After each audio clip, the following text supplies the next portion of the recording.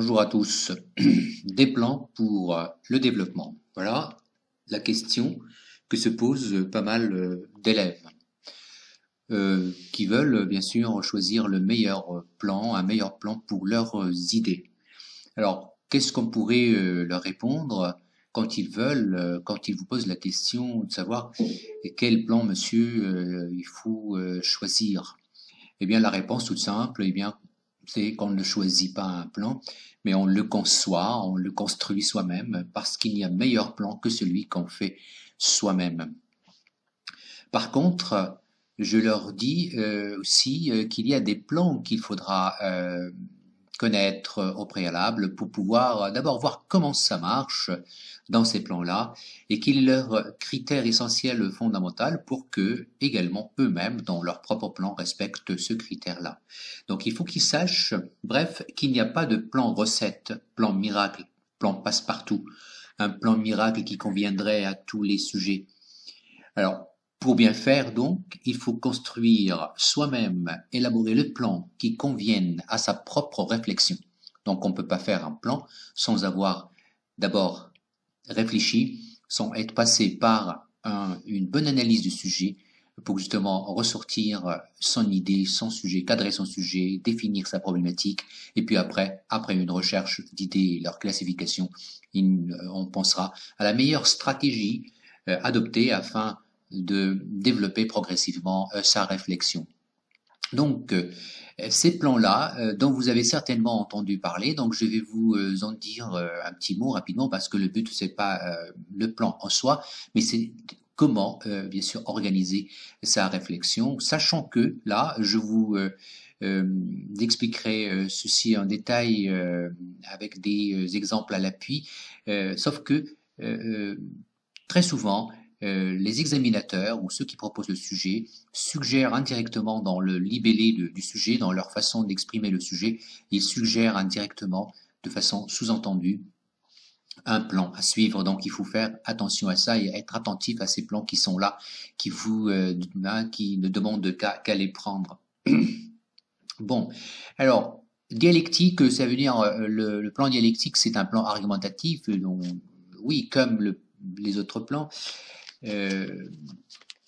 C'est un plan qui se développe en trois étapes. D'abord la thèse, et puis l'antithèse, enfin la synthèse. La synthèse, c'est un bilan de la réflexion avant de passer à une autre sous-partie de cette synthèse, à savoir le point de vue qui constitue un dépassement.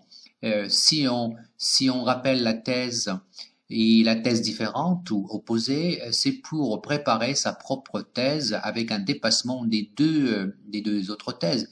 Donc la troisième partie, la synthèse, c'est pas une reprise des deux thèses, sinon on fera seulement deux parties. Voilà ce qu'on dit, voilà ce que je pense. Mais là, quand on vous demande de vous positionner dans un débat où il y a par exemple le pour et le contre à propos d'un sujet, et vous, alors qu'est-ce que vous en pensez? Donc peut-être vous êtes ni pour ni contre, mais vous avez une autre façon de voir les choses, donc que vous allez développer par la suite. Donc ça s'appelle le plan dialectique. Alors le plan analytique, c'est un plan plutôt pour l'explication, n'est-ce pas? Il est rare qu'on le trouve là avec une visée argumentative, mais il peut également être un petit peu euh, reformulé, retravaillé de manière à le rendre plutôt argumentatif.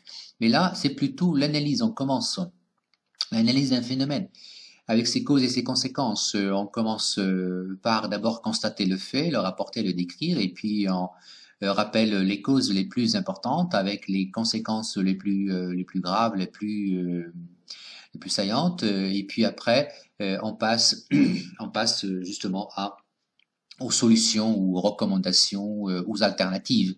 Donc c'est attention, donc méfiez-vous de ce genre de plan. Il ne convient pas à tous les sujets. Donc si vous avez l'intention à chaque fois, quand vous propose n'importe quel sujet, de parler de causes, de conséquences et de solutions, sachez que là, ça colle pas très bien très souvent.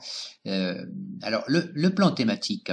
Le plan thématique, c'est un plan qui part d'une thèse afin de la développer Alors, avec des arguments qui ont trait à différents aspects. Alors, je suis donc convaincu de l'idée, donc et je vais vous convaincre de cette idée-là. Eh bien, je vais dans la suite de mon développement euh, dire d'abord un aspect, par exemple, qui se rapporte au plan personnel et puis plan familial, plan social ou plan euh, psychologique, etc. Donc là, c'est différents arguments qui ont trait à différents aspects qui développent une même thèse, c'est le plan thématique ou démonstratif ou le plan inventaire, qu'on l'appelle aussi inventaire parce qu'il inventorie plusieurs arguments qui vont dans le même sens que la thèse. Bon, alors le texte, le plan journalistique. Le plan journalistique, bien sûr, c'est un plan informatif. Un plan informatif, les journalistes l'utilisent. Eh bien, c'est la réponse dans leur article, dans leur texte aux questions qui fait quoi, quand et où, comment, dans quel but, à quel moment et dans quel but. N'est-ce pas? Donc là, c'est le plan plutôt journalistique, un plan informatif. Alors, le plan comparatif, quand il s'agit de comparer de faits, de phénomènes, de idées, etc.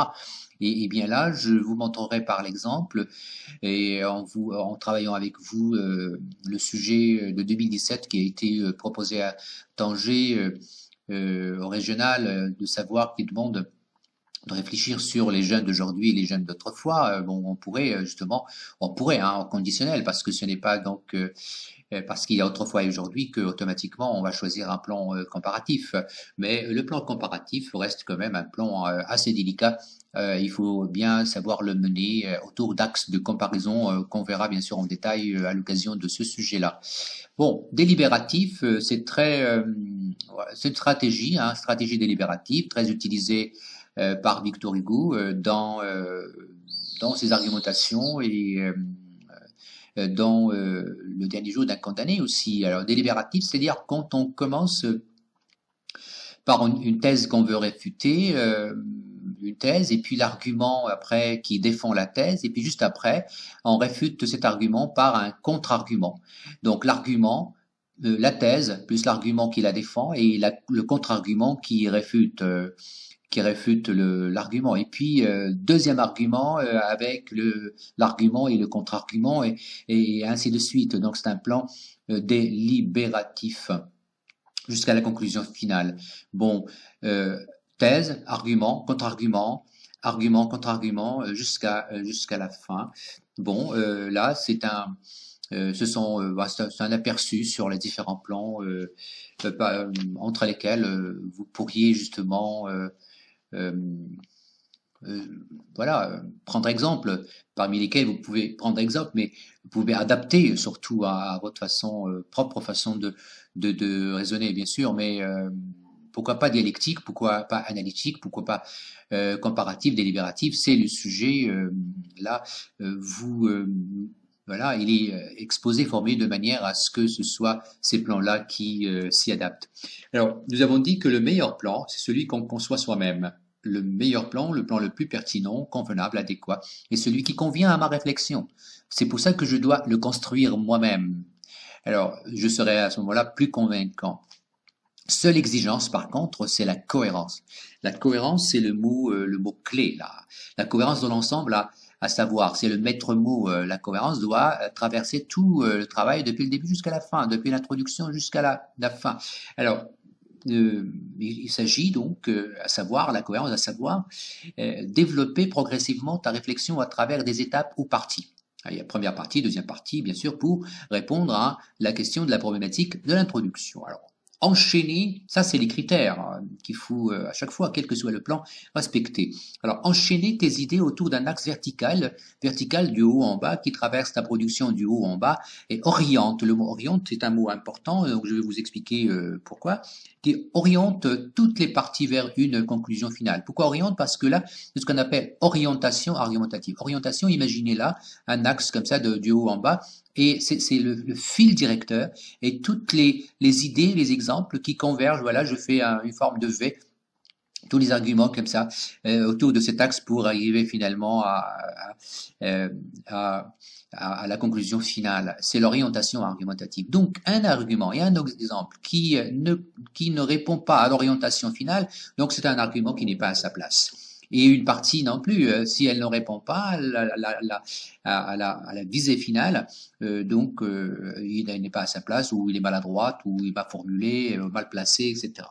Alors, d'où mon objectif. L'objectif du cours que je vous présente, donc de ces cours de production écrite qui vont se défiler autour, le long de plusieurs diapositives, je vais pas vous donner des plans à copier-coller, non, mais seulement des façons de raisonner et de construire sa propre réflexion. Donc, d'où l'objectif du cours de production écrite que je vais exposer tout au long des diapositives qui suivent. C'est pas donner des modèles à copier-coller, c'est pas mon intention, hein, mais expliquer la logique qui sert de base, hein, qui sous-tend certaines manières d'organiser la réflexion. Passons maintenant à un exemple de plan. Ces exemples de plans qui vont suivre, qui vont être explicités à travers différents exemples. D'où viennent-ils? Eh bien, c'est une réflexion que j'ai faite moi-même sur les différents plans qui ont été proposés depuis 2010 dans les examens régionaux. Et qu'est-ce que j'ai constaté? Eh bien, j'ai constaté que il y a des formulations de sujets qui se répètent et voilà, ça, beaucoup de sujets, par exemple, qui vous demandent de vous exprimer à propos d'une idée, d'un fait, d'une question qui suscite un désaccord. Eh bien, qui suscite un désaccord, une question, une idée, un fait, un phénomène qui suscite un désaccord, qui suscite débat. Autrement dit, là, c'est le plan entre parties qui conviendrait. Voilà, les uns disent ceci, les uns, donc il faudra bien préciser qui sont ces uns, et les autres aussi, avec leur idée différente, une autre façon de voir les choses, un autre angle de vue. Et vous, quelle est votre position dans ce débat? Eh bien, dans ce cas-là, c'est le plan dialectique en trois parties qui conviendra, à mon avis. Alors, dans une partie première partie, on va présenter brièvement la thèse, on va rappeler la thèse commune ou la thèse répandue ou la thèse, voilà, une des thèses à propos du point de départ, à propos du débat du départ, la thèse répandue, la thèse commune ou une des thèses explicatives de ce phénomène ou de cette question-là qui suscite des accords. On pourra par exemple dire certains citoyens, pour ne pas nous contenter, là je vous rappelle, pas certains disent, les autres pensent, là ça serait trop général, mais il faudra à chaque fois, de préférence, préciser avec citoyens, avec les défenseurs, les adeptes, voilà, les partisans de la peine de mort, la plupart des parents, la plupart des éducateurs, donc il faudra les défenseurs des droits humains, on peut dire aussi les partisans de la tolérance zéro quand il s'agit de la maltraitance des prisonniers en prison, etc., ou de la punition sévère. Bon, là, il faudra toujours rapporter en ces termes-là précis certains citoyens, la plupart des parents, bien des éducateurs, les partisans d'eux, les défenseurs d'eux, les adeptes d'eux, ceux qui adoptent une idée, les adeptes, ceux qui défendent ceci ou cela, ceux qui disent bon. Qu'est-ce qu'ils disent? Qu'est-ce qu'ils pensent? Qu'est-ce qu'ils affirment? Là, c'est affirmer et non pas affiner. Qu'est-ce qu'ils affirment? Ils sont convaincus que soutiennent l'idée selon laquelle. Bon, qu'est-ce qu'ils disent brièvement? Alors, selon eux, en témoigne selon eux l'exemple d'eux. Alors, vous pouvez donc rapporter aussi leur façon d'étayer leur argumentation. Vous pouvez également vous-même expliquer pourquoi ils penseraient ceci ou ils penseront cela. Bon, j'ai dit conditionnel, penserait ceci, peut-être parce que déjà vous allez pouvoir remettre en question ce qu'ils disent en utilisant le verbe prétendre. Au lieu de dire ils pensent, vous direz prétendre parce que là vous avez envie parce que vous n'y croyez pas trop hein, quand vous dites ça, donc voilà, ou bien tout simplement ils disent, vous rapportez un peu objectivement. Alors, la partie 2, je rappelle brièvement, toujours brièvement, là brièvement et là brièvement, parce que les deux, le 1 et le 2, c'est 40% à peu près, plus ou moins, de la production globale. Parce que ce qui compte toujours, et ça voilà, toujours, c'est une règle, c'est que c'est votre point de vue qui compte le plus, quelles que soient les thèses que vous rapportez, mais c'est d'abord le vôtre qui compte le plus, donc insistez davantage chaque fois, quel que soit le plan, sur votre opinion. Alors, et les arguments et les exemples de votre propre réflexion. Je rappelle brièvement, donc la deuxième partie, la thèse différente opposée à la différente ou opposée. Elle n'est pas toujours blanc et noir, pas toujours. Ça peut être les uns disent blanc et les autres disent noir, mais toi tu ne vois pas de couleur de tout, tu vois autre chose que donc tu vois également les uns disent ceci, les autres ils pensent d'une différente manière. Donc il faut pas toujours voir le noir et le blanc, le négatif, le positif, mais toujours il y a une divergence d'opinion parce qu'il y a des nuances de pensée une façon différente de faire. Donc on appellerait aussi la thèse adverse. Là, c'est la thèse commune et la thèse opposée à la thèse, donc elles sont en contradiction, en opposition. Très bien. À ce moment-là, vous devez utiliser, mais inversement. Vous évitez dans ce cas-là en revanche. En revanche, ça veut dire mais en revanche, mais malgré, mais par contre, mais ça sera un petit peu forcé, mais on pourrait quand même utiliser mais inversement, par contre non, mais et inversement. D'autres soutiennent que cette thèse n'est pas partagée par les Y qu'il faudra bien préciser, dont il faut bien préciser l'identité, qui pensent au contraire que les adversaires d'eux ne partagent pas cette manière de voir, cette attitude, ce jugement, cette conception, cette idée, etc. En effet, vous expliquez, voilà ce qu'ils disent. Ils sont convaincus que, et ils disent que, etc. La preuve, selon eux, c'est, d'après eux, il n'y a qu'à voir le pour comprendre que, etc. Donc là, vous avez rapporté brièvement, essayez de le faire brièvement. Moi, mon souci ici, c'est pas la quantité de lignes, mais là, j'ai des propositions à vous faire parce que tout ça peut être fait en 2 lignes, et là en 2 lignes également brièvement, mais si vous avez là plusieurs lignes, c'est que là il y a des propositions seulement parce que nous sommes en train de s'enrichir aussi, enrichir le côté vocabulaire et lien logique. Alors, partie 3, j'exprime mon point de vue. Alors, bien sûr, après avoir exposé ou rappelé les points de vue des autres et qui sont différents, j'exprime mon point de vue que je vais développer bien sûr dans la troisième partie. Je fais d'abord une brève synthèse. C'est pour ça qu'on l'appelle synthèse, cette partie-là. La thèse, l'antithèse, la synthèse. Parce que je dois faire une petite synthèse en commentant, avec un petit commentaire, voilà, qu'est-ce que je pense de ce débat des deux points de vue? Qu'est-ce que j'en pense? J'exprime mon point de vue personnel et après avoir fait ceci, le premier point. Deuxième point, j'exprime mon point de vue personnel. Ce point de vue doit être un dépassement. Ça, c'est important. Il faut insister parce qu'un plan dialectique en 3 parties où la troisième partie n'est pas un dépassement, donc c'est pas la peine. Comme je vous ai expliqué tout à l'heure. Donc, il faut qu'il y ait un dépassement.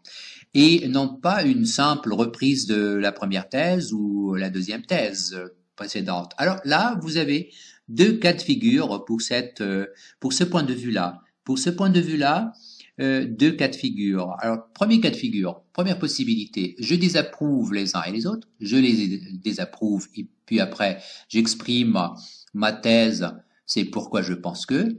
Alors, je remarque que ni les uns, ni les premiers, ni les défenseurs d'eux, ni les autres, ni les seconds n'ont vu ceci ou cela. Donc, tu remets en question les deux.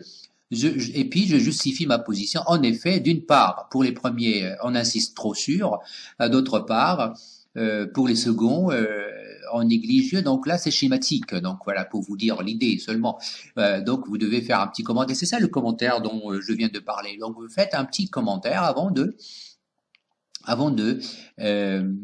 vous positionner en présentant votre idée. J'exprime ma thèse. Alors là, d'où l'intérêt de ceci. Pourquoi? Je pense que, je défends l'idée que, je défends ma thèse ça veut dire je soutiens, j'étais, je développe ma thèse en utilisant 2 ou 3 arguments suivis d'exemples. Là, il n'y a pas de recette, c'est pas 1 ou 2 ou 3 exemples, mais l'exemple vient parce que l'idée a besoin d'un exemple, sans oublier de vous rappeler qu'il y a parfois des exemples arguments, hein, n'est-ce pas? Donc c'est lui-même, c'est l'exemple et l'argument. Donc à la fois, ça existe, ce sont des exemples arguments qu'on appelle, donc on peut pas s'en passer, ils sont essentiels, inépassables, ils sont incontournables, essentiels pour l'argumentation. Alors notez bien, ces arguments et exemples doivent être classés selon un ordre bien choisi. Attention, l'énumération des... Bon, l'énumération, la hiérarchisation, voilà. La hiérarchisation des arguments, c'est important. C'est pour ça que moi, je vous demande de prendre du temps à remettre de l'ordre dans vos énumérations, que ce soit l'énumération entre 3 mots ou entre 3 idées. Entre 3 mots, il faudra qu'il y ait une certaine logique progressive, donc le 1, le 2, le 3, le 1 la cause de U2 et U2 la cause de 3, etc.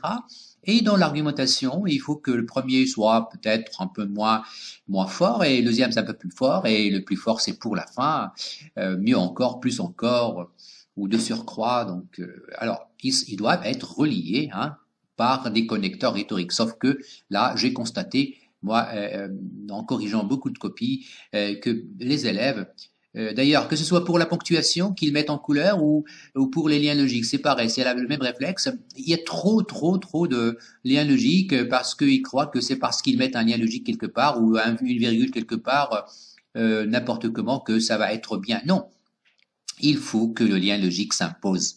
Il faut que le lien logique vienne à sa place, soit pour ajouter, soit pour expliquer, etc. Pas un lien logique seulement pour le décor, pour donner l'impression que voilà, je sais ce que c'est qu'un lien logique et je l'utilise. Non, il faut qu'il joue son rôle, parce que c'est un lien logique ou un lien rhétorique, pas toujours logique, mais rhétorique, parce qu'il assure une certaine progression. Alors, d'abord, ensuite, de même pour dire que, voilà, ensuite, c'est le deuxième argument qui a la même importance que le premier. En plus, ça peut être de surcroît, si ce de surcroît, c'est quelque chose avec un degré, c'est un plus avec un degré plus fort que le premier. En outre, de surcroît et en outre, ils ont la même valeur. Par ailleurs, ça veut dire en plus et d'un autre côté, par ailleurs. Et enfin, voilà, enfin, sans dire enfin, non, dites pas enfin, dites enfin. En premier lieu, en second lieu, en dernier lieu. Moi, je préfère ça mieux à... je préfère mieux que vous disiez comme ça que premièrement, deuxièmement, troisièmement, quatrièmement, cinquièmement, sixièmement. Non, c'est trop... donc, c'est maladroit. Je trouve que c'est sec. En premier lieu, en second lieu, en dernier lieu, c'est mieux. D'abord, ensuite, mieux encore, ou pire encore, enfin. Voilà. Dites pas au final, hein. Dites pas au final. Dites enfin, pire encore, point, là j'ai oublié un point, vous mettez majuscule là, enfin. Et puis au final non, parce que oui, c'est à l'oral, mais plutôt à l'écrit, évitez. Comme l'expression du coup, hein, voilà, par conséquent donc. À cela, on peut ajouter que n'oublions pas en plus que, ajoutons à cela le fait que, etc. Alors là, je fais une petite remarque sur le d'une part et le d'autre part. Le d'une part, beaucoup d'élèves utilisent d'une part pour la thèse et d'autre part pour l'antithèse et moi je pense pour la synthèse.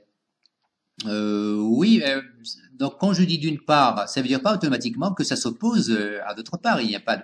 Mais les deux viennent là comme deux arguments qui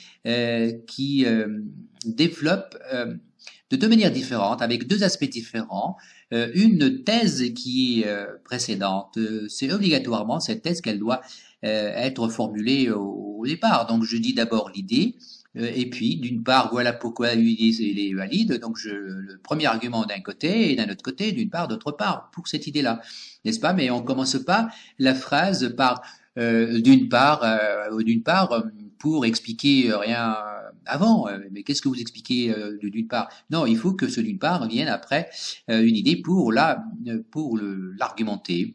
Et également, c'est la même chose pour, en effet, beaucoup d'élèves, ils croient que parce qu'ils, juste après l'introduction, ils disent en effet. Mais en effet, par rapport à quoi? Bon, en effet, pour expliquer une idée avant. Il faut dire d'abord quelle idée, qu'elle soit claire, et puis vous dites en effet pour expliquer. Bon, donc il faut faire attention à l'utilisation des liens logiques. Alors, pour introduire l'exemple, je vous ferai une diapositive spécialement pour les exemples. Le cas de X montre bien que, en témoigne l'exemple 2. L'exemple de X prouve bien que cet exemple est la preuve que, pour preuve, voilà, on cite l'exemple 2, par exemple, etc. Alors, maintenant, pour la partie 3. La partie 3, donc je donne... la partie 3, c'est la deuxième possibilité, si vous vous rappelez bien. Alors, la première, on l'a vu, la première configuration, et là, c'est la deuxième configuration, la deuxième façon, hein, après le petit commentaire, donc la thèse, la thèse, l'antithèse, et la synthèse, au début, je fais un petit commentaire sur les deux, et puis je dis mon point de vue. Et donc là, tout à l'heure, c'était ni les uns ni les autres, et maintenant, je suis plutôt nuancé, et je donne en partie raison aux deux. Hein, je donne oui, en raison.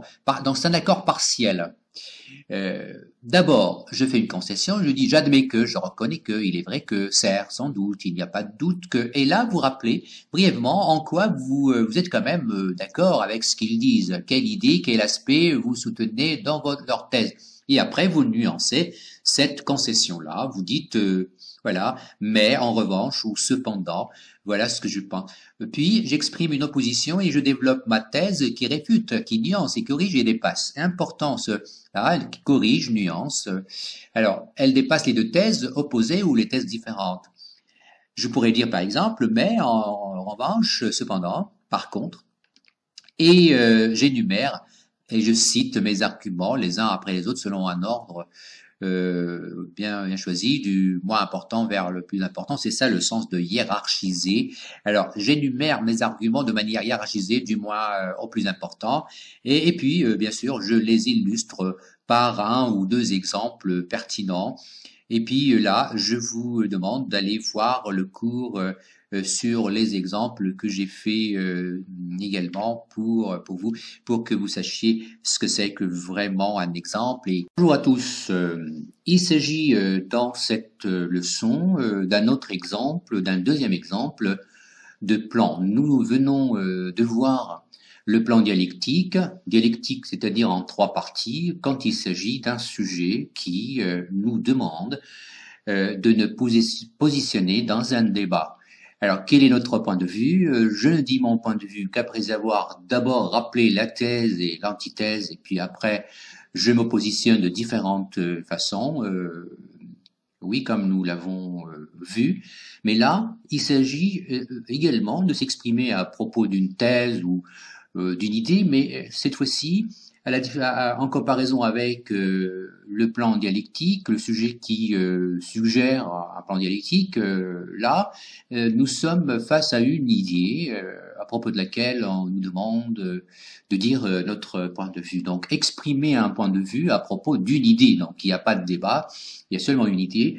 Donc, dans ce cas-là, je me contente d'un plan binaire, c'est-à-dire en deux parties. Dans la première partie, je rappelle l'idée, j'expose l'idée, je l'explicite, je l'explique, je la rappelle. Je rappelle l'idée, la thèse, ses auteurs ou son auteur, d'après X ou d'après Y. Donc c'est également valable pour la citation parce que la citation comporte, véhicule une idée, un point de vue. Alors j'énumère brièvement les arguments tout en l'explicitant cette thèse, cette idée, cette pensée. J'énumère brièvement les arguments et exemples avancés pour la défendre. Avancés par ceux qui la défendent. Je peux également les supposer moi-même et les attribuer à ceux qui les auraient avancés. Donc je peux rapporter l'idée de deux manières. Soit de façon objective neutre, je me contente de rappeler objectivement l'idée sans ajouter, sans rien insinuer, de façon objective, le plus objectivement qui soit, ou bien subjectivement, tout en insinuant des failles éventuelles possibles que j'ai l'intention de critiquer par la suite. Dans ce cas-là, j'utiliserai les modalisateurs, la modalisation telle que le conditionnel, telle que l'expression qui s'emploie aussi avec le conditionnel au dire d'eux, telle ou telle situation serait due, ou bien prétend que, ou bien X croit que, ou sous prétexte que, on prétend ainsi résoudre tel ou imposer telle ou telle loi, ou voilà, solutionner, trouver une solution à tel ou tel problème social.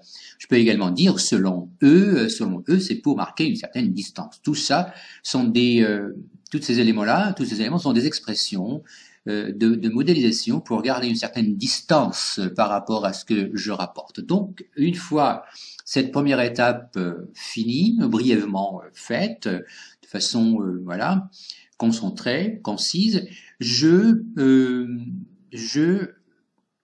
enchaînerai par une deuxième partie. Et la deuxième partie, c'est-à-dire j'exprime mon point de vue. Mais je peux là également le faire de trois manières différentes. Tout dépend de mon degré d'adhésion à cette idée-là. Est-ce que je l'accepte totalement? Je l'accepte pas totalement, je l'accepte relativement. Donc nous serons face à trois possibilités. La première, c'est j'exprime mon approbation totale. J'exprime mon approbation totale, je suis totalement d'accord avec l'idée que je viens d'expliciter et de rapporter. Je partage donc, je peux utiliser des expressions telles que je partage totalement cette idée. J'approuve entièrement cette idée, cette thèse, cette manière de penser, d'expliquer, de comprendre tel ou tel phénomène. On peut dire également que ceci vous résumé, rapporté donc par une anaphore est une évidence. Il est donc rapporté la thèse par une anaphore voilà pour résumer. Donc c'est ça la compétence que vous devez apprendre, avoir développé, c'est comment rappeler de façon voilà synthétique ce qui précède par des mots, par des expressions. D'où l'intérêt de travailler les champs lexicaux. Dire ceci, c'est une évidence. Il est indéniable que X donne Y. Puis après, donc après avoir formulé votre approbation totale, vous énumérez ensuite les arguments. Vous argumentez, vous illustrez vos arguments par des exemples aussi.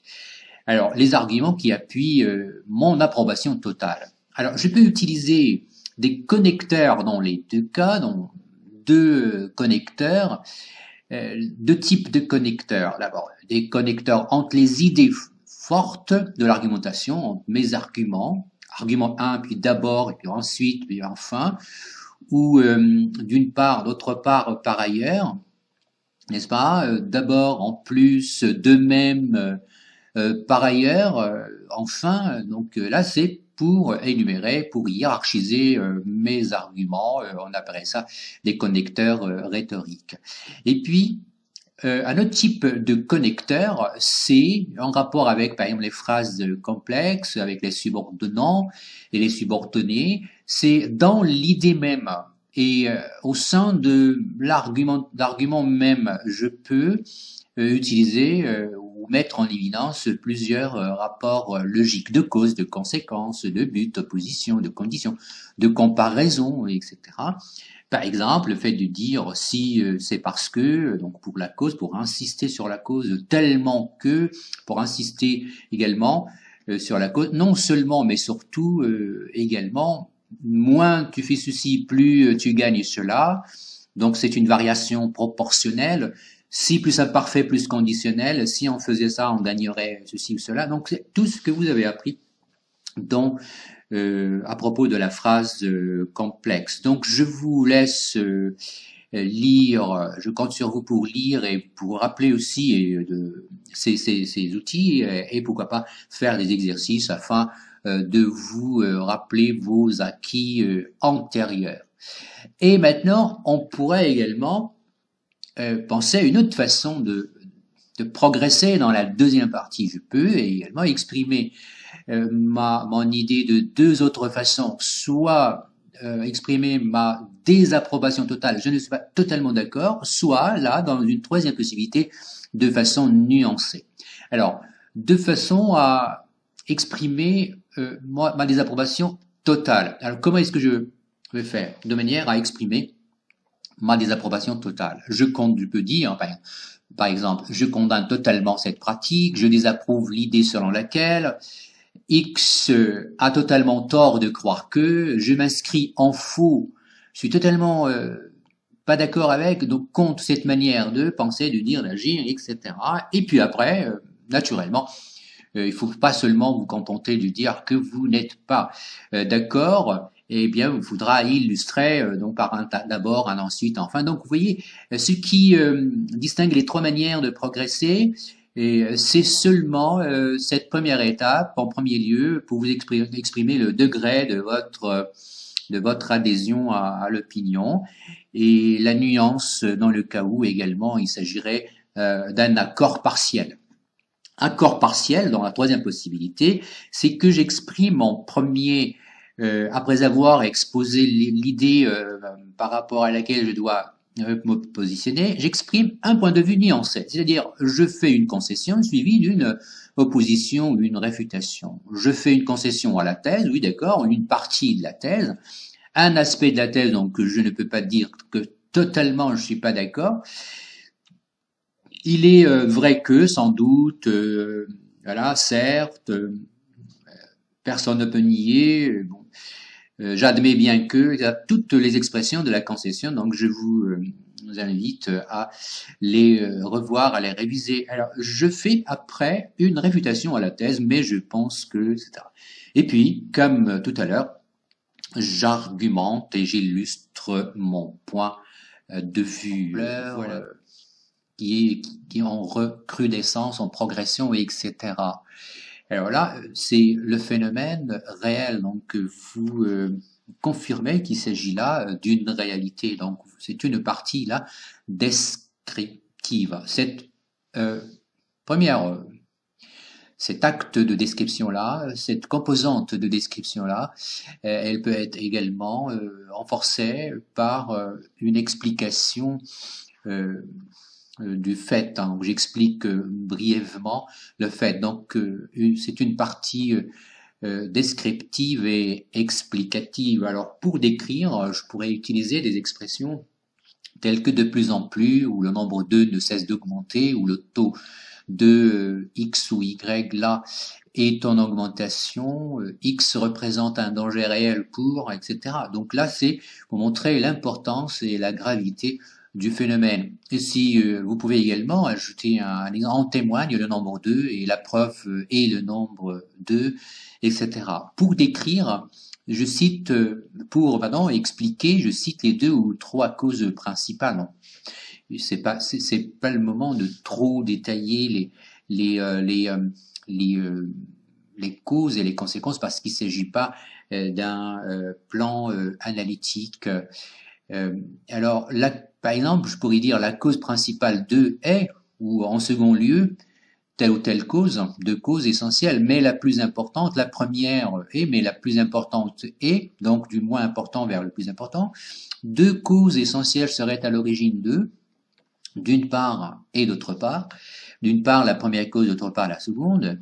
Notez bien, dans cette première partie, on peut répondre aux questions également. Hein, donc tout cela, il peut être remplacé tout simplement, pas remplacé, mais également, c'est-à-dire abordé d'une certaine façon plutôt journalistique en répondant aux questions qui fait quoi, quand, où, comment, pourquoi, dans quel but, brièvement.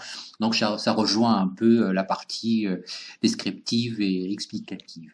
Alors, quant aux conséquences, là, parce que quand vous parlez des causes, eh bien vous êtes tenté de parler aussi des conséquences. Moi, dans ce type de plan, je préfère que vous gardiez les conséquences pour la deuxième partie parce que ça va coïncider peut-être ou sûrement avec votre point de vue qui consiste à dire que je n'approuve pas ou j'approuve parce qu'il y a telle ou telle conséquence. Donc pourquoi en parler dans cette première partie. Donc il serait plus pertinent de s'en servir pour développer et justifier votre point de vue dans une deuxième partie. Alors, dans la deuxième partie, de quoi il sera question? De quoi sera-t-il question? Alors j'exprime mon santé là, hein. Il n'y a pas de T. J'exprime mon point de vue sur le fait et je le justifie. Et là, je pourrais, comme actuellement, choisir entre deux options de possibilités. Alors, la première possibilité, ou plutôt j'ai dit deux possibilités, bon, parce que là je vois qu'il y a une troisième, oui, ou trois possibilités plutôt, on va dire. Euh, Erreur d'inattention. Alors, j'approuve totalement le fait, l'attitude. Ça, c'est la première possibilité. J'approuve totalement le fait, le comportement, l'attitude. Et puis après, je justifie ma position. Et pour justifier, j'énumère les avantages. Je cite les avantages, du moins important vers le plus important. Les bienfaits en pensant aux différents aspects sur le plan personnel, sur le plan psychologique, où vous devez éviter au niveau 2, au niveau de préférence, c'est sur le plan 2, psychologique, moral, psychologiquement, moralement, socialement, sur le plan éducatif, financier, académique, donc varier les arguments en fonction de ces domaines-là. Les avantages en rapport avec ces domaines. Et puis, la deuxième possibilité, d'abord, et puis, alors, d'abord, j'approuve totalement, je désapprouve totalement le fait, l'attitude ou le comportement. Je pense qu'il est anormal de. Tout à l'heure, pour approuver, vous avez dit, je pense qu'il est normal de, je comprends bien pourquoi, je donne raison à qui pense que, mais là, c'est totalement le contraire, c'est l'opposé de l'autre possibilité, de la première possibilité. Je pense qu'il est anormal de, incompréhensible de, je ne comprends pas pourquoi, je désapprouve cette façon de voir, de se comporter, voilà. Et puis, je justifie ma position. Tout à l'heure, c'était par des avantages, mais là, par des inconvénients. Les méfaits, l'impact négatif, les répercussions négatives, les effets négatifs liés à différents plans, comme tout à l'heure. Une troisième possibilité consiste, bien sûr, comme d'habitude, c'est un point de vue nuancé. Très possible. Ou bien je suis totalement d'accord, ou bien il n'y a que ces trois possibilités, ou bien totalement pour, totalement contre, ou bien je suis entre les deux. Donc c'est une position très fréquente. Je suis pas totalement en désaccord, mais je suis en partie d'accord ou en désaccord. Alors j'exprime un point de vue nuancé. Dans une première étape, j'exprime une concession, j'admets que, je reconnais que, personne ne peut nier ou contester le fait que, ou ignorer que, etc. Et puis, je réfute, je nuance mon point de vue et je le justifie. Mais il est indéniable que, il est hors de question que. Et puis, la deuxième partie, je justifie, c'est-à-dire j'argumente en effet, et puis l'énumération des arguments en utilisant les connecteurs comme d'abord, ensuite, par ailleurs, enfin, et puis pourquoi pas des exemples pour être davantage concret. Puis là, il y a une troisième partie qui est possible et qui me paraît logique. Autrement dit, tout votre point de vue, votre attitude d'approbation, de désapprobation, par exemple, peut donner suite à une implication. Qu'est-ce que cela implique? Donc, cette partie déduit de ce qui précède le comportement ou l'attitude logique qu'il convient d'adopter, l'action à entreprendre, la solution à mettre en œuvre. Par exemple, je pourrais dire c'est pourquoi au lieu de, il convient donc de, ainsi il est nécessaire de, ou donc il sera plus raisonnable de, plus juste de, plus convenable, pertinent de, etc. Alors maintenant, pour la conclusion à ce genre de sujet, d'abord une remarque concernant toutes les conclusions, parce que j'ai remarqué plusieurs fois en corrigeant les copies que les élèves croient que cet espace-là de conclusion, c'est le seul endroit où il conviendrait d'exprimer son point de vue. Alors, ils négligent l'expression de leur point de vue dans le développement pour le laisser vers la fin. C'est comme si avant ils n'étaient pas en train de développer un point de vue. Donc ça c'est fou. Donc la conclusion, oui, le point de vue, mais on le rappelle. Hein. On fait la synthèse d'une réflexion qui contient un point de vue, n'est-ce pas? Mais toujours, deuxième remarque, toujours il faudra maintenir un rapport logique de continuité. Il n'y a pas de rupture, hein. Il n'y a pas l'introduction qui parle d'une chose, d'une problématique et la conclusion d'une autre. Il faut qu'il y ait une continuité.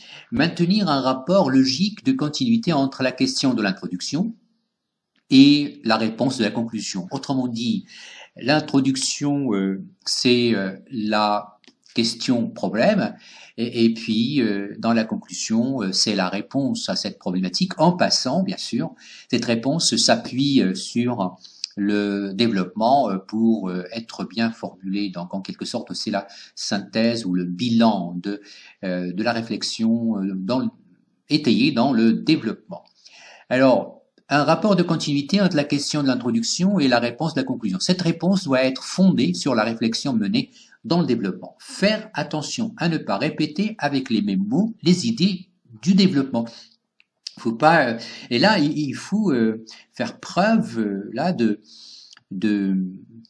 connaissance, de vocabulaire, preuve de synthèse par le choix de mots qui peuvent résumer en grande partie votre réflexion ou les aspects les plus importants de votre réflexion.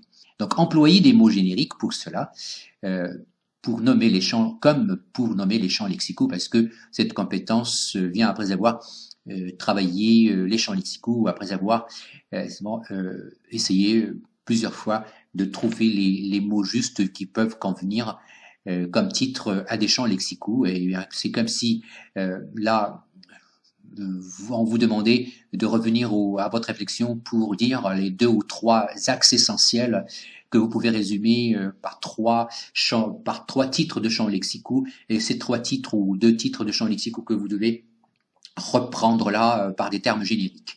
Donc, rappelez la vérité, la thèse ou la thèse finale qui découle de la réflexion. Ce n'est pas la première fois, comme j'ai dit tout à l'heure, qu'on exprime une vérité, mais ou un point de vue, mais on rappelle la vérité qui est, à travers, dans le développement, à travers les arguments et les exemples. Alors, par exemple, on pourrait utiliser des expressions, des suggestions comme ça, en imaginons un sujet comme ça possible, mais qui conviendrait à ce genre de sujet qui consiste à se positionner par rapport à une habitude ou à un comportement ou à une attitude. Alors, en conclusion, vu ces effets positifs ou négatifs sûrs, il est nécessaire étant donné ceci ou cela, donc 2 termes ou 3 qui font le bilan, il est regrettable que, vu toujours invariable, hein, vu les conséquences négatives sûres, il est inadmissible et puis pour l'application, c'est la raison pour laquelle il convient, à mon avis, c'est pour cette raison que le doit agir différemment en prenant en considération donc ça fait référence à l'implication que vous avez développée là en 2 lignes. Là, il faut pas croire que c'est parce qu'il y a tellement de détails pour vous expliquer ce plan que ça vous conduira à rédiger une 40aine de lignes. Non, il faudra faire preuve de synthèse. Il faudra s'exprimer bien avec des phrases courtes, mais sans trop bavarder dans votre rédaction. Allez à l'essentiel et vous ferez une copie qui ne dépassera pas les 25 lignes, voilà, parce que c'est la norme, 20, 25, entre 20 et 30 lignes, voilà ce qu'on vous demande le jour d'examen. Bonjour. Voilà un autre plan, je pense que c'est un 4e plan, qui pourrait être intéressant à choisir. Il me semble qu'il conviendrait, j'utilise le conditionnel parce que tout est possible, tout est relatif dans un plan parce que c'est un choix personnel.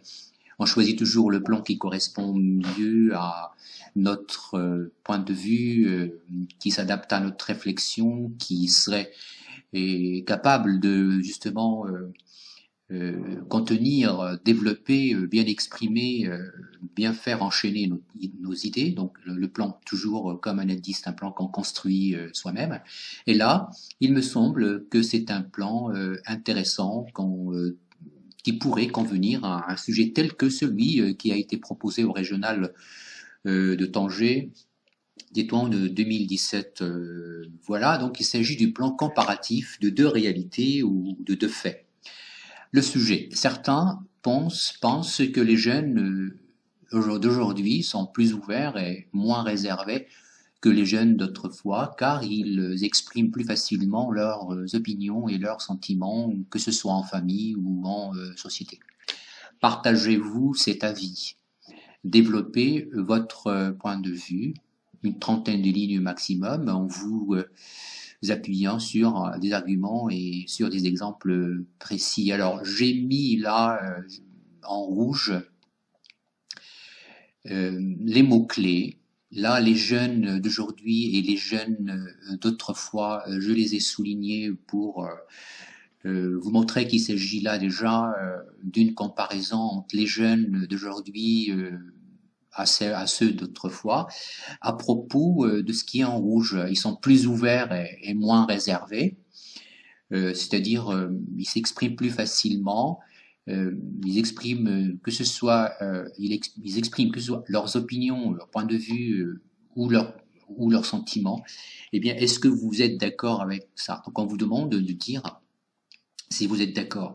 Donc j'imagine mal comment est-ce qu'on serait pas d'accord avec cette idée-là, et surtout si on choisit ce point de vue de pas d'accord ou nuancé. Oui, pourquoi pas, mais il faut vraiment avoir des exemples qui illustrent bien en quoi les jeunes d'autrefois, quand même, malgré tout, malgré les contraintes de la société traditionnelle, ils pouvaient s'exprimer suffisamment ouvertement. Et également, et de même pour les jeunes d'aujourd'hui qui s'exprimeraient plus aisément, peut-être que ce n'est pas si évident. Donc là, il faudra justement là, avoir mais vraiment de bons arguments pour pouvoir s'aventurer dans une position pareille. Et surtout que cela nécessiterait mais vraiment une étude sociologique pour voir si vraiment c'est une réalité ou pas. Donc on va dans ce cas-là choisir l'idée la plus générale, la plus communément admise, on va la défendre, savoir que c'est vrai que les jeunes d'aujourd'hui s'expriment plus aisément, et bien sûr on aura facilement des arguments à ce niveau. Bon voilà, aujourd'hui nous sommes dans une société démocratique, nous avons des parents plus instruits, donc ils sont plus cultivés, plus ouverts, donc ils savent ce que c'est que la liberté d'expression, les droits des enfants, et nous avons également la démocratisation des moyens d'expression. Tout le monde a à sa portée maintenant un smartphone ou un portable. Alors via le net, il pourrait dans des forums, voilà, par exemple, dans des plateformes de discussion, échanger sans crainte, sans point de vue. Donc, nous aurons suffisamment plus d'arguments à ce propos. Donc là, le plan comparatif, mais avec la remarque suivante, il faut être prudent. Ce plan comparatif, regardez là la remarque, le plan comparatif n'est pas, vous ajoutez un pas ici, le seul plan possible pour traiter ce sujet. Donc on pourrait choisir un autre plan. Le plan est conçu de manière, parce que en fait, le plan est conçu de manière à mieux véhiculer nos idées et notre point de vue. Donc, avant de comparer, si on choisit le plan comparatif, avant de comparer les deux réalités ou les deux faits, il faut d'abord choisir soigneusement les axes de comparaison. Les axes de comparaison, alors ceux qui ont rédigé, proposé ce sujet, ils ont été attentifs à ça. Ils vous ont proposé deux axes de comparaison, à savoir que ce soit en famille ou en société. Premier axe, donc il faudra comparer le comportement des jeunes d'autrefois et d'aujourd'hui en famille et en société. Pourquoi pas également ajouter à l'école, sachant que dans l'école traditionnelle, c'était dans la liberté d'expression n'était pas justement aussi courante, n'est-ce pas? Donc on pourrait ajouter cela, donc la société oui globale, mais on pourrait également un groupe bien présent dans la société, à savoir les groupes à l'école. Bon, maintenant, puis après avoir choisi les axes de comparaison, on va retenir que ces deux axes, on pourrait choisir le troisième comme je viens de vous proposer, puis mener cette comparaison parallèlement autour de chaque axe. Donc pour chaque axe, en famille, autrefois aujourd'hui, en société, autrefois aujourd'hui, et à l'école autrefois et aujourd'hui. Donc il faudra pas oublier, il faut jamais oublier avant tout de bien étudier le sujet, souligner les mots-clés, interroger chaque mot-clé afin d'aller jusqu'au bout de la signification des mots.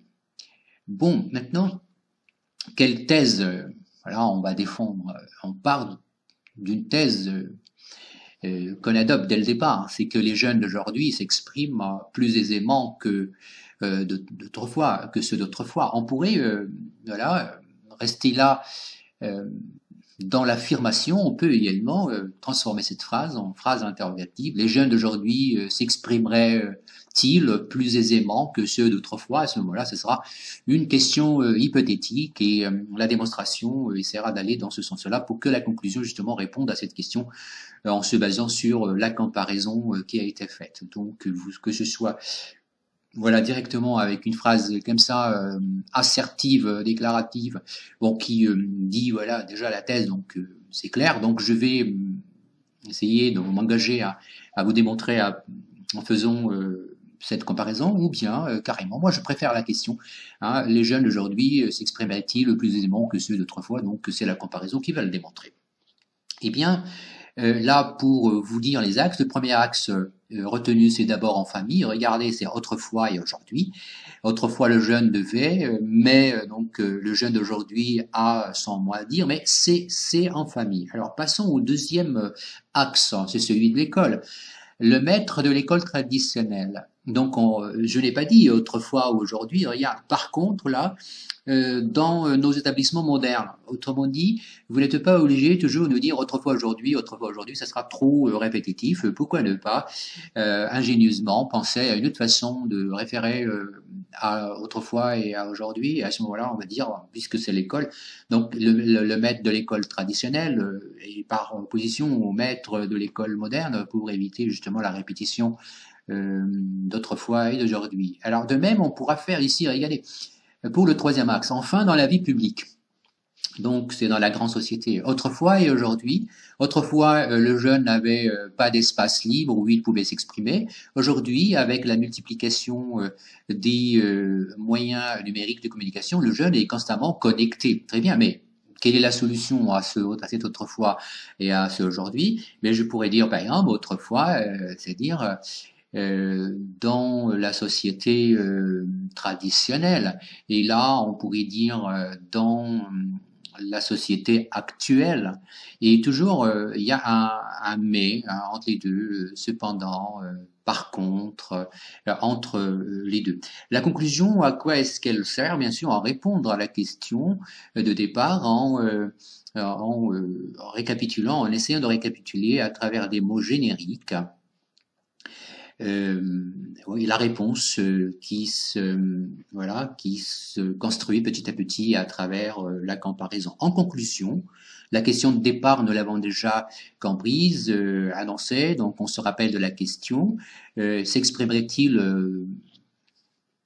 plus facilement, les jeunes d'aujourd'hui, s'exprimeraient-ils plus facilement que ceux d'autrefois? Eh bien, la réponse. En conclusion, on a raison de dire que les jeunes d'aujourd'hui sont plus ouverts et plus communicatifs. Donc, on a choisi un autre terme au lieu de dire plus réservé ou moins réservé. C'est que, d'une part, les rapports sociaux ont radicalement évolué. D'autre part, les jeunes actuels ont la chance de profiter des bienfaits du progrès et des moyens numériques de communication. Mais là, peut-être il y a un élément qui voudra ajouter, peut-être le progrès, pas seulement des moyens de communication numérique, mais également, comme je voulais expliquer au départ, c'est justement un changement, des changements culturels. Les parents, ils deviennent plus instruits, plus cultivés, donc le progrès culturel.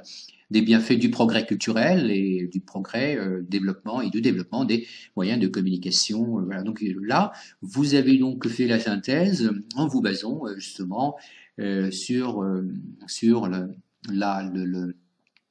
développement, en vous basant sur le développement. Alors revenons maintenant au premier axe.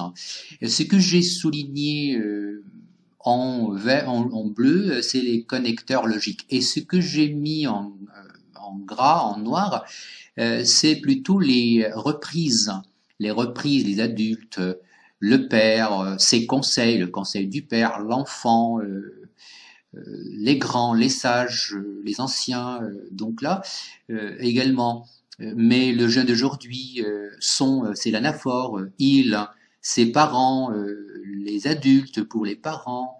Vous voyez, donc là, de même pour le deuxième axe, l'école traditionnelle, la baguette, l'écolier, vous vous rappelez là de l'anaphore associative, baguette avec école traditionnelle, le maître avec école traditionnelle, l'écolier de l'école traditionnelle, vous voyez. Et là, ce sont les anaphores. Donc sans anaphore, on ne pourra pas bien avancer dans l'argumentation. Par contre, par exemple, on organise de même, eh bien là, ce sont des liens logiques, mais ce Y là, par contre, c'est une anaphore. Il faut qu'il soit surligné en noir. On trouve justement dans les établissements modernes.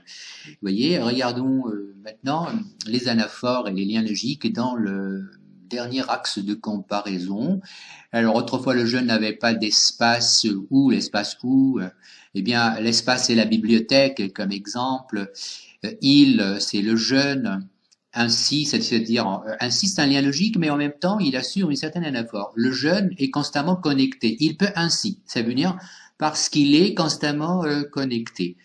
Voilà, des groupes de discussion où également, où c'est les groupes de discussion. Dialoguer, c'est discuter. Dialoguer, c'est s'exprimer. Donc, c'est tout un ensemble de reprises anaphoriques qui assure aussi la cohérence de ce travail. Bonjour, aujourd'hui, on va parler du plan.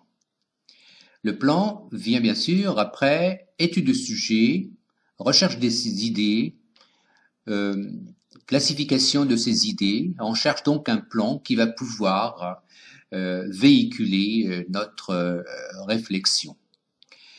Eh bien, c'est concevoir un plan et le construire et non pas le choisir comme si c'était un modèle ou une recette prêt à appliquer, prêt à porter. C'est pour cela que j'aimerais bien que vous évitiez. Je vous recommande même que vous évitiez les plans passe-partout. Voilà ce qu'on appelle les plans creux. Les plans creux de rédaction sont des sortes de schémas à trous qu'on remplit, qu'on est censé remplir au hasard par des bribes de phrases, par des idées prises ici et là. Cette technique de remplissage donne une très mauvaise idée de vous, de votre rédaction, de vos compétences au lecteur. En fait, d'abord, elle donne une rédaction vide et ridicule. Ensuite, c'est la preuve que vous ne maîtrisez pas les critères de la cohérence et que vous refusez de réfléchir. C'est la preuve d'une absence de réflexion et d'originalité. Deuxième point, vous devez éviter d'accumuler les idées pour donner au correcteur l'impression que vous avez beaucoup de choses à dire. Ce qu'on cherche dans votre rédaction, c'est pas la quantité des idées, mais la qualité de l'expression. Des phrases correctes, des idées très simples, bien enchaînées. Une pensée claire, et non pas la quantité des idées. Alors, rappelez-vous bien de ce point, c'est important. Il faudra également éviter de passer d'une partie à l'autre sans transition. Très souvent, les correcteurs, ils sont face à des paragraphes, des parties indépendantes des unes des autres, sans lien entre eux, des parties sans lien entre elles. Pourquoi? Parce que le rédacteur, l'élève qui produit sa réflexion ne pense pas à mettre un lien entre les parties et une transition. Il passe donc d'une idée, d'une partie à une autre sans transition. Alors, je vous montrerai également comment faire une transition entre deux parties. il faut éviter d'imbriquer les idées, de les entremêler. Très souvent, les élèves, tellement ils ont d'idées, ils sont surtout préoccupés par la quantité d'idées que dans une même phrase, ils fourrent 2 ou 3, voire plus d'idées importantes. Chacune d'elles mériterait d'être développée d'un paragraphe de quelques lignes. Donc, méfiez-vous d'entasser vos idées et vos arguments dans un espace page très réduit. Alors, évitez également de formuler les idées et les exemples sans les développer.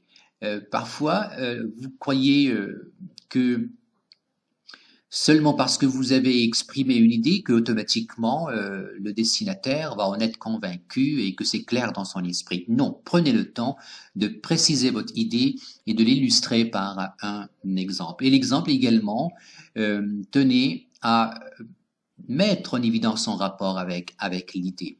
Exploitez bien l'exemple pour qu'il joue vraiment son cas, de rendre plus clair.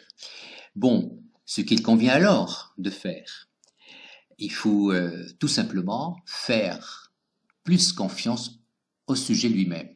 Ce sujet suggère très souvent, d'ailleurs, comme on va le montrer ou le démontrer, suggère le plan à suivre de façon sous-entendue. Il faut seulement savoir bien lire le sujet.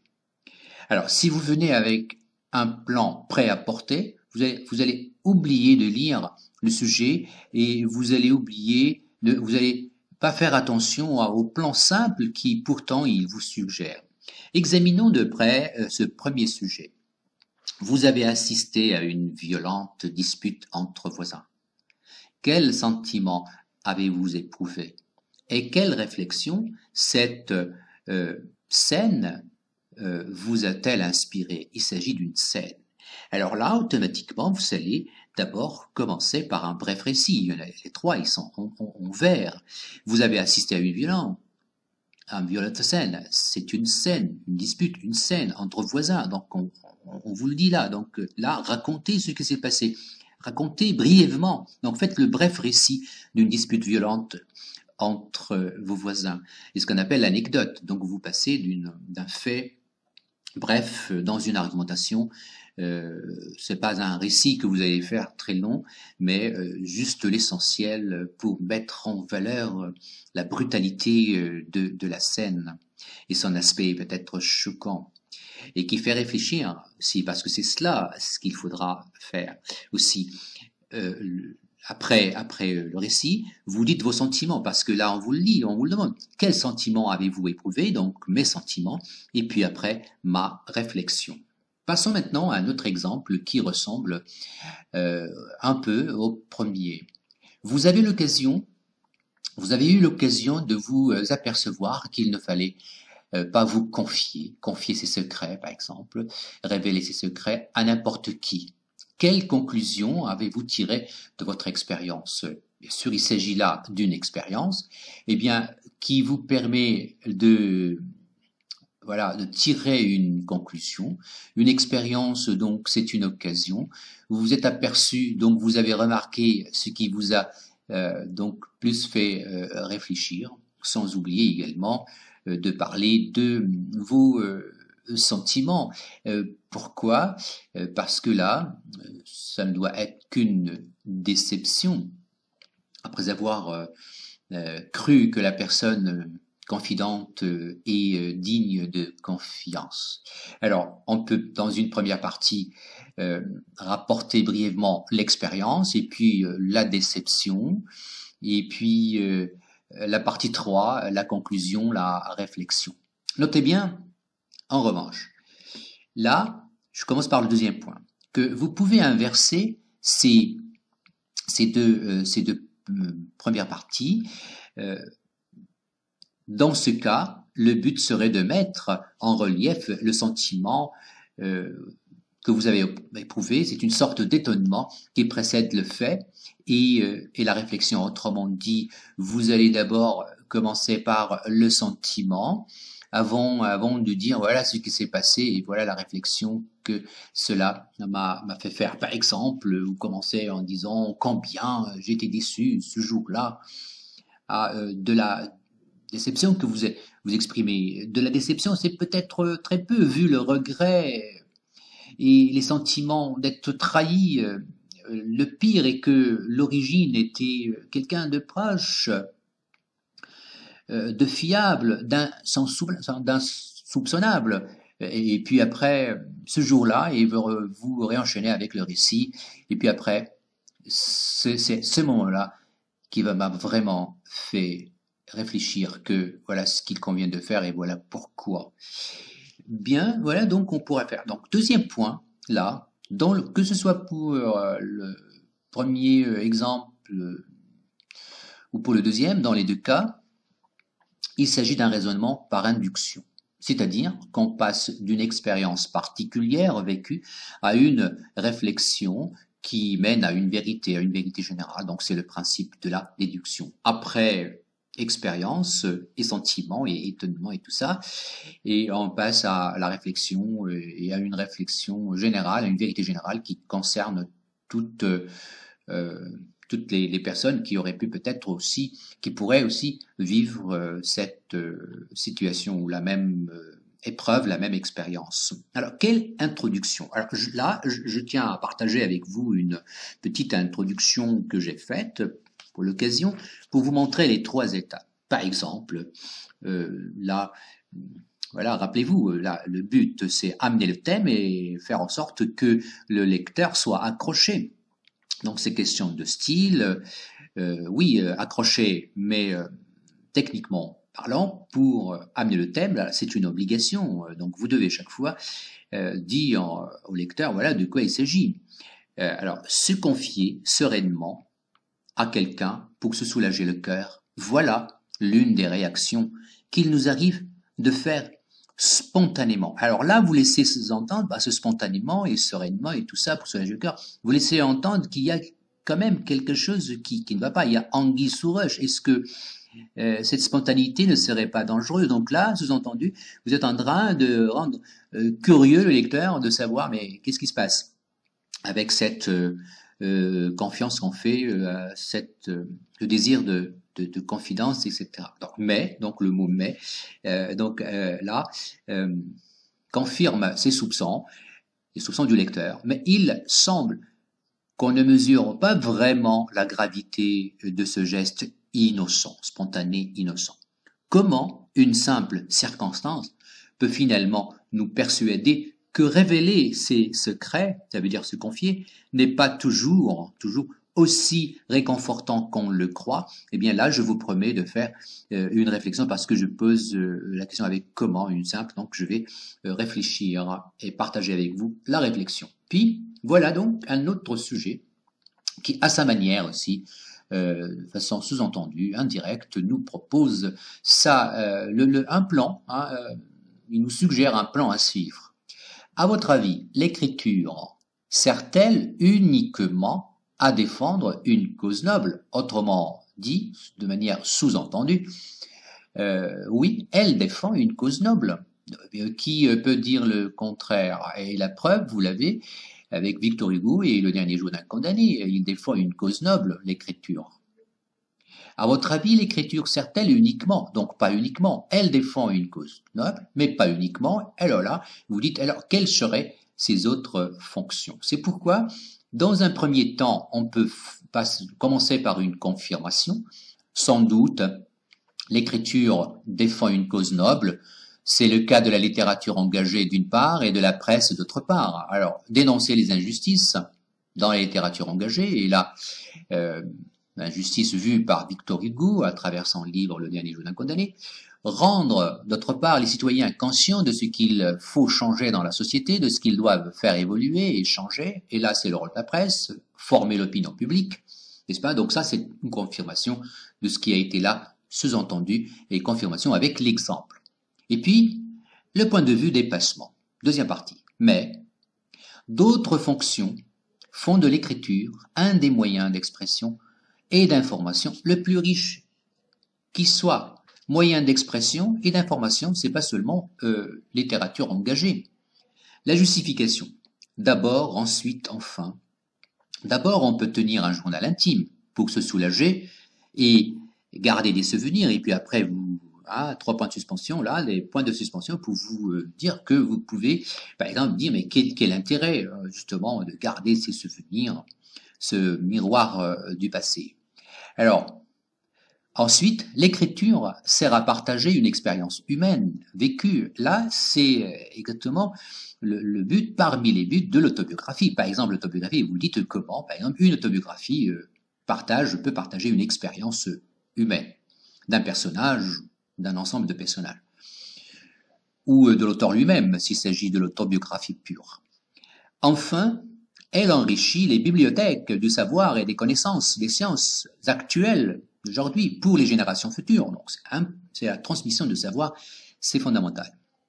Donc, dans tous ces cas-là, dans tous ces exemples, donc, à travers tous ces arguments, il ne s'agit pas seulement de l'engagement de défendre une cause noble, mais il s'agit pas uniquement, donc il s'agit d'autres fonctions. Conclusion, alors qu'est-ce qu'il faudra faire dans une conclusion? Ça, c'est pas une conclusion, mais une recommandation pour une conclusion. Rappeler la thèse, rappeler la richesse du rôle de l'écriture qui répond aux divers besoins et intentions de chacun. Donc, il faudra le rappeler. Alors, maintenant, on va finir par un autre sujet qui va, lui, nous proposer et également, on va suggérer un plan qui est habituellement le plan préféré des élèves. Et redouté d'ailleurs aussi. Alors, les partisans de la tolérance zéro pensent qu'il faut durcir la vie en prison. Mais les défenseurs des droits humains sont convaincus que, vous ajoutez un que là, vous ajoutez un que, mais les défenseurs des droits humains sont convaincus que la prison n'est pas un lieu de torture, mais de formation et de rééducation. Et toi, là, quelle est ta position? Donc, là, les partisans d'eux, là, c'est les défenseurs d'eux, et là, et toi, qu'est-ce que tu en penses? Donc, vous voyez, le plan thèse, antithèse, synthèse, il est clair, il est dans le sujet. Alors, dans la thèse, je dirais par exemple, d'après les défenseurs de la rigueur du châtiment, et là, pour ne pas me contenter de dire d'après certains, comme ça dans le flou, dans l'indéfini, mais je précise davantage, d'après les défenseurs de la rigueur du châtiment, la prison doit faire souffrir. Vous pouvez dire pour quelle raison aussi. Moi, je n'ai pas cherché à davantage expliquer, mais là, vous dites pour quelle raison. Essentiellement, elle doit être dure, le châtiment doit être dur contre les prisonniers. Alors, pour les faire souffrir, n'est-ce pas, pour que ce soit pas un lieu de séjour, de loisir, de plaisir, mais un lieu de réparation de la peine, etc. Donc, l'antithèse. Mais, selon les partisans de la prison moderne, il est nécessaire d'accorder aux prisonniers tous leurs droits. Sauf que moi, je dois quand même me positionner. La partie 3, c'est ma thèse personnelle avec un dépassement et la justification du dépassement. Moi, dans cette rédaction-là, je vais choisir de parler de cette prison moderne. Je suis avec ces partisans modernes, donc je vais dire oui, d'accord, je les soutiens, mais quand même, j'ai quelque chose à dire à propos de cette modernité-là. Peut-être qu'elle n'est pas totalement aussi moderne qu'on le croit. C'est un projet, oui, mais un projet incomplet, donc je vais leur reprocher de faire plus de modernité, de moderniser davantage. Oui, je suis avec vous, mais il faut davantage moderniser, donc ce sera un dépassement. Alors, la partie 3, donc je dirais d'abord, je soutiens les défenseurs de la prison moderne, en effet, et puis je dirais, je vais vous donner un exemple tout à l'heure pour voir comment est-ce qu'on pourrait continuer, enchaîner avec des arguments et des exemples. En revanche, je reproche à ces partisans, aux partisans de la prison moderne, alors qu'est-ce que je leur reprocherais? Dans la conclusion, alors, comme je vous ai déjà appris, notez bien, pour la conclusion, faites une relecture attentive de votre réflexion et dégagez les principaux champs lexicaux qui la traversent, qui dominent. C'est ce retour-là sur votre copie de votre réflexion qui peut vous permettre ici et là, joindre les éléments afin de faire de grands axes à rappeler ici, mais pas avec les mêmes mots. Alors, regardons de près ma proposition de la suite à cette rédaction. Suggestion pour la partie 3. La thèse personnelle, dépassement et justification. Je soutiens les défenseurs de la prison moderne. En effet, je pense que la prison n'est pas un lieu de torture et de vengeance. Elle est plutôt un espace de mise à l'écart et de rééducation des prisonniers. Ceux-ci sont avant tout des citoyens et des êtres humains. À ce titre, alors, vous voyez la progression linéaire, un thème linéaire. À ce titre, ils ont le droit d'être préparés à leur réinsertion dans la société. Les maltraités est à la fois injuste à leur égard et dangereux pour les autres concitoyens. Alors, injuste et dangereux. Si durant c'est la suite qui va l'expliquer, si durant leur incarcération, ils bénéficient du droit à l'instruction, à l'éducation et à la formation, ils pourront facilement s'intégrer après leur libération. Puisqu'ils auront la capacité de vivre décemment grâce à leur propre travail, ils ne risqueront plus de récidiver, de refaire le crime. Et là, en revanche, c'est également la deuxième partie c'est la partie dépassement de ma thèse. En revanche, je reproche aux partisans de la prison moderne de ne pas aller jusqu'au bout de leur projet. En effet, le succès de la prison moderne a besoin, avant tout, d'améliorer les conditions d'incarcération, d'emprisonnement. À cet effet, pour cela, il faut, d'une part, privilégier les peines alternatives contre certains délits, d'autre part, équiper suffisamment les prisons de matériel et de personnel qualifié en vue de bien accompagner les prisonniers. Conclusion. Alors, qu'est-ce que je vous recommande? Pour bien conclure, faites une relecture réfléchie de votre réflexion, de votre rédaction et dégagez les champs lexicaux qui dominent. Par exemple, pourquoi, en résumé, il convient de bien traiter les prisonniers au lieu de les priver de certains droits. Là, c'est pas une conclusion, mais là, les champs lexicaux que j'ai retenus et qu'il faudra reformuler pour une conclusion. Les prisons, moins dures, donc modernes, sont bénéfiques. La prison est bénéfique pour la personne. Cette prison est bénéfique pour la personne humaine, pour l'être humain et pour la société. En fait, cette prison respecte la dignité et le droit à la citoyenneté. Elle doit respecter la dignité et le droit à la citoyenneté des prisonniers. Là, vous mettez une ponctuation. C'est un point. C'est non un privilège, mais une obligation. Obligation de respecter les droits humains, de la protection de la société, et ceci est une condition indispensable, c'est-à-dire la bientraitance est une condition indispensable à la sécurité des citoyens.